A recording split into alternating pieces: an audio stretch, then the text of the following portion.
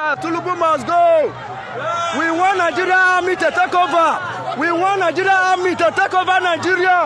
I don't know why they are afraid. Why they are afraid, we don't know. We want Nigerian Army to take over Nigeria. We want Nigerian Army to take over Nigeria. We want Nigerian Army to take over Nigeria. We want Nigerian Army to take over Nigeria. Nigerian Army to take over Nigeria. Nigerian Army to take over Nigeria. Make una take over Nigeria. Make una take over Nigeria. Make una take over Nigeria. So far done too much. So far done too much. So far done too much. So far done too much. Nigerian Army take over. So far too much. So far too much. Nigerian Army take over. So far too much. We want the Nigerian Army to take over Nigeria. We want the Nigerian Army to take over Nigeria. We want the Nigerian Army to take over Nigeria. Hello, Nigerians. Hello, everyone watching me. I am Otra Sane, and I welcome you to a special edition of Gist Fella. I have so many things to tell you in one. On this edition, I'm going to talk about our democratic values as Nigerians. I believe you just watched the clip, or you might have watched it in the past. Now, this is not the first time Nigerians have called for the military takeover. They have done that in the past.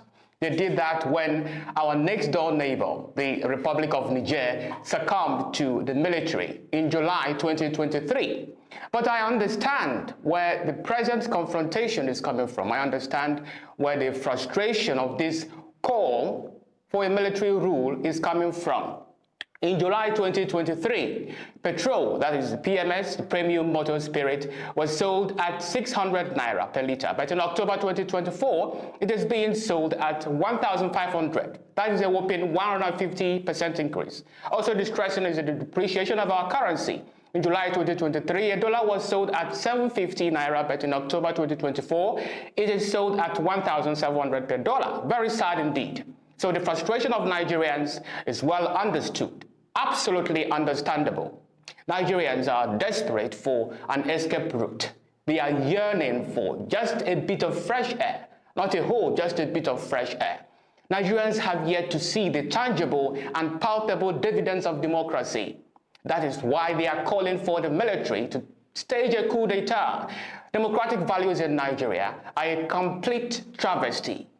For instance, observe the local government elections being conducted. I want you to listen carefully.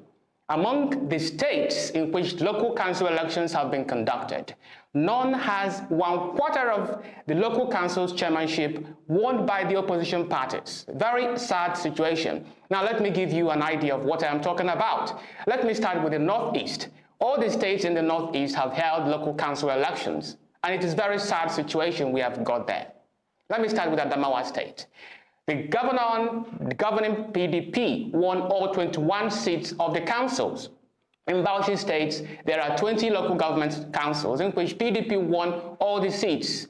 In Borno State, there are 27 local government councils in which APC won all the seats. Now coming to Gombe State, we have 11 government councils. In the state, APC won 11 over 11. All the seats. Very sad situation.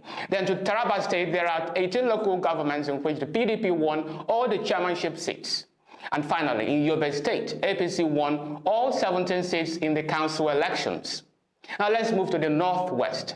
To the best of my knowledge, about 4 states out of 7 have conducted the local council elections. In Jigawa State, there are 27 states in which the APC won all of them. In Kebbi State, the APC also won all 21 chairmanship seats. Very sad indeed. Now then in Sokoto State, again, APC won all the 23 seats in the councils. And finally in the Kaduna State, APC won all the 23 states in the councils. Then in the North Central, we have Kwara State with 16 local governments in which the APC won all of them.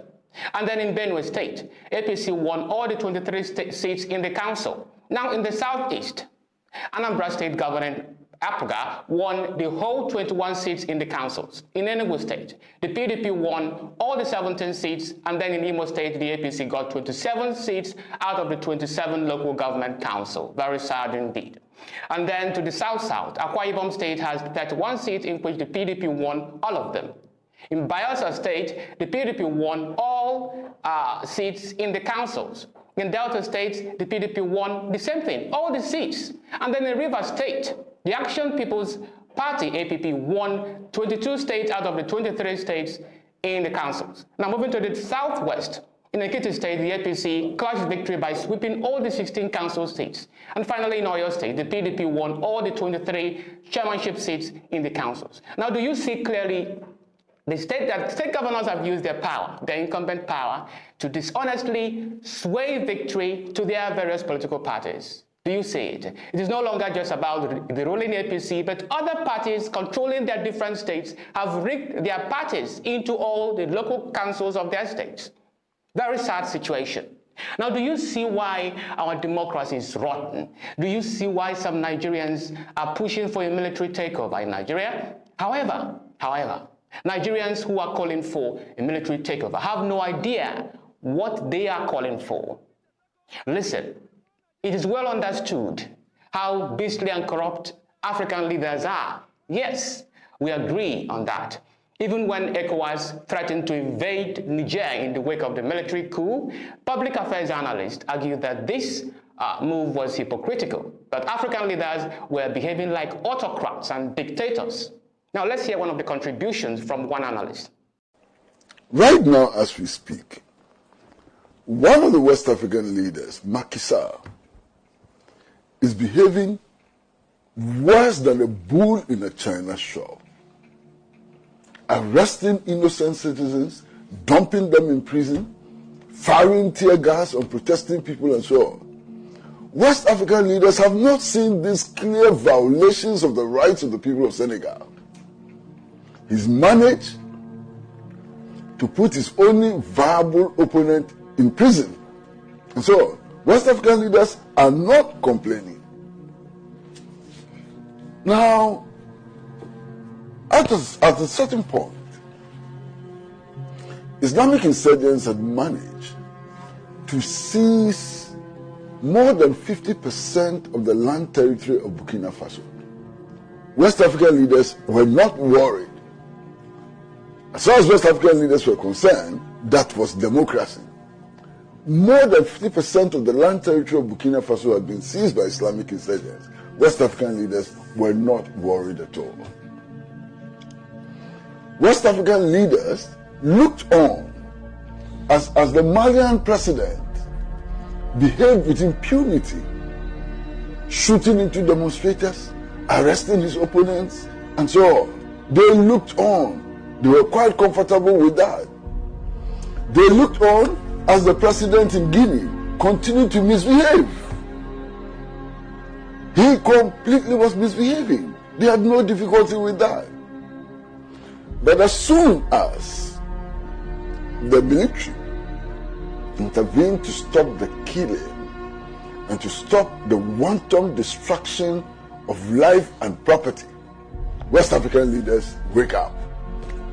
And they wake up, and what they want to do is to reinstate these bankrupt, useless leaders who are clearly acting against the interests of their people and violating their national constitutions. What is wrong with these West African leaders? I can imagine that when they met in Abuja to take this reckless decision, they were scared to the marrow, all of them. They acted out of fear of the consequences of their own actions, fear of the consequences of their misrule, fear of the consequences that the masses in their country will rise up against them. And somehow, these West African leaders believed that if they could send soldiers to Niger and reverse the situation, it would put the fear of God in others who want to rebel against neo-colonial dictators. They are lying.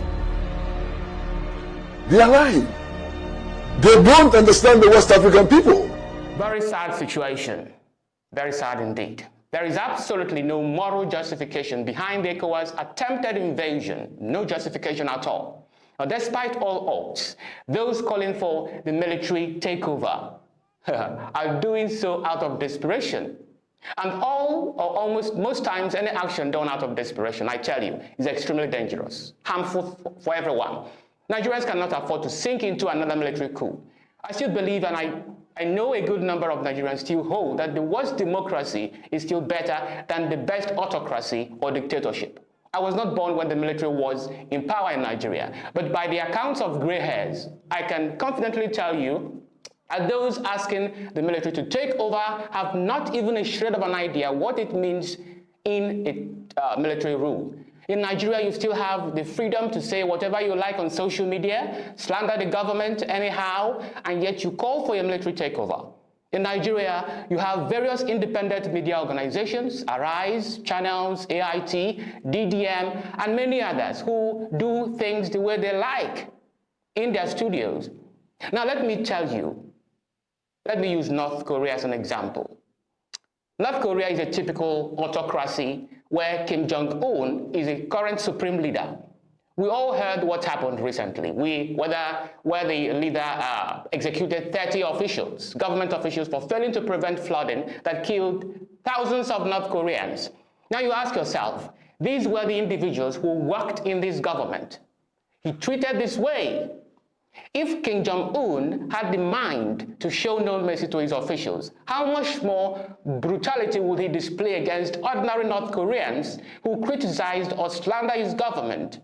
How much more? Ask yourself this question, and you will realize why I said that the best democracy, the worst democracy, is still better than the best military takeover. Let me hold it there. If you like my videos, do not hesitate to share them, hit the like button, make your comments, and then subscribe to Diaspora Digital Media for more exciting stories. I remain Otra Sane, your guide. Goodbye.